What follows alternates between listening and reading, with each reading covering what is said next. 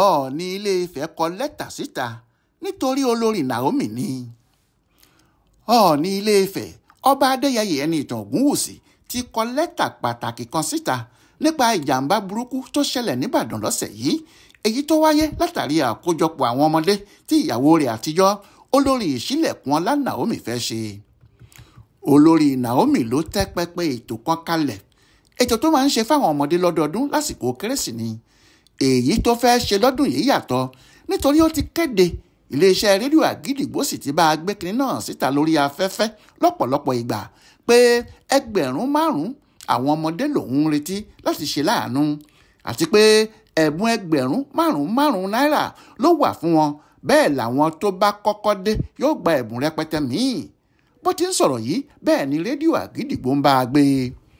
Ohun tó mú kí àwọn ọmọdé àti àwọn òbí wọn bẹ̀rẹ̀ sí ya lọ sí Islamic High School ní Báṣọ̀run tí wọ́n ti fẹ́ ṣètò náà nìyí, tí àwọn míín sì ti wà níbẹ̀ ní alẹ́ ètò kù ọ̀la, tí àwọn míín débẹ̀ ní aago 4 ìfẹ̀rẹ̀ ọjọ́ ètò, nígbà tí yóò sì fi di aago 5 orí ni kò mọ́ ni ibẹ̀ ti kún àkúnfàyà.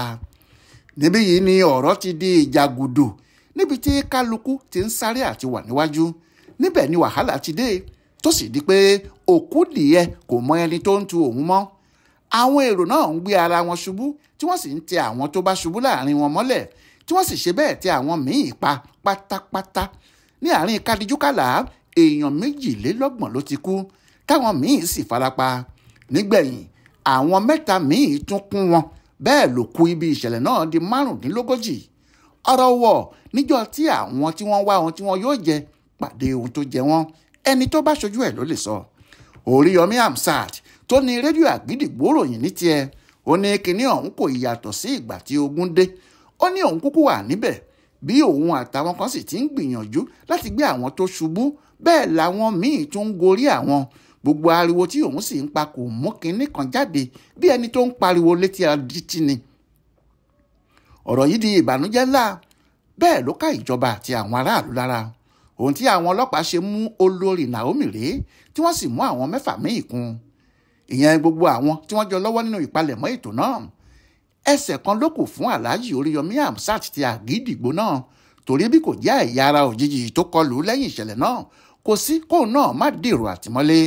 Ìjọba ìpínlẹ̀ Ọ̀yọ́ ní àwọn máa wádìí ọ̀rọ̀ wo.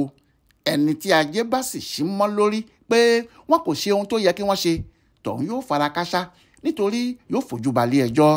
Ìjọba àpapọ̀ náà ti dá sí nítorí ààrẹ Bọ́lá Ahmed Tinubu ti pàṣẹ pé kí ọ̀gá ọlọ́pàá pátá Káyọ̀dé Ẹgbẹ́tókun fúnra ẹ̀ bẹ̀rẹ̀ ìwádìí ńlá lórí ohun tó ṣẹlẹ̀. Kò sì sẹ́ni tó mọ ohun tí yóò tìdí ẹ̀ yọ. Ohun tó mú kí Ọọ̀ni jáde rèé tó sì kọ lẹ́tà gidi kan síta.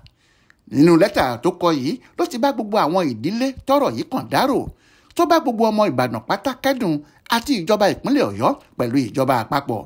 Nígbà náà ló ṣàlàyé pé Naomi tí òun mọ̀ yìí, ìyẹn aya òun tẹ́lẹ̀, láti kékeré ẹ̀ ló ti fẹ́ràn àwọn ọmọdé, bẹ́ẹ̀ ni kì í fọ̀rọ̀ wọn ṣeré rárá, kò sì lè dúró níbi tí ìyà yóò ti jẹ àwọn ọmọdé. Ọọ̀ni ní nítorí tí olórí Naomi fẹ́ràn àwọn ọmọdé ló ṣe máa ń ṣètò yìí fún wọn lọ́dọọdún, kí inú àwọn ọmọ tí kò ní láwùjọ náà lè dùn lásìkò ọdún, kí wọ́n jọjó kí wọ́n sì yọ̀. Olódà òun lójú pé Naomi kò ní àìdá kan lọ́kàn láti ṣe èyí, oore tó ti máa ń ṣe tẹ́lẹ̀ náà ló tún fẹ́ ṣe. Ọọ̀ni ní kò sí ètò ìtura tí wọ́n lè fẹ́ ṣe fáwọn tó fara gbà nínú àjálù yìí tí òun àti ààfin òun kò ní í dá sí. Ọ̀rọ̀ náà dùn mí gan o, ó sì ká mi lára púpọ̀. Bẹ́ẹ̀ ni Ọọ̀ni Ògúnwùsì ṣe sọ. Ọláwọlé Alága ló ṣàkójọpọ̀ ìròyìn yìí fún Yorùbá World Center.